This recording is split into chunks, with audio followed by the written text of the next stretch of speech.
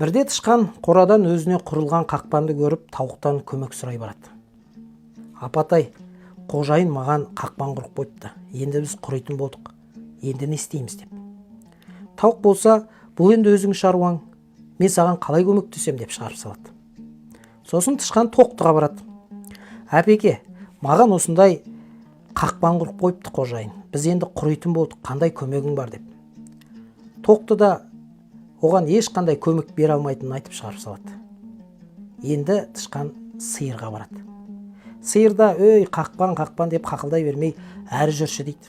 Содан тышқан салысы суға кетіп келе жатса, әлгі өзіне құрып қойған қақпанға жылан түсіп қапты.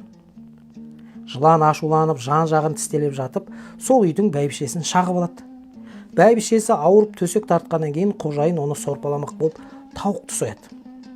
Сосын бәйбішенің көңілін сұрап көп адамдар келе бастаған соң тоқтыны сояды. Бәйбішенің жағдайы күрт нашарлап төсек тарта бастағанда сиырды қонағасына сояды. Осының бәрін бақылап тышқан інді отырады. Иә, біздің қоғамда осындай тағдырдың тәлкегіне түсіп өкініште жүрген адамдар көп ақ. Егер біз оларға көмектеспесек, соның салдары бізге келіп тиюі әбден мүмкін. Бұл қарайлас жобасы. Бір-бірімізге қарайласып жүрейік.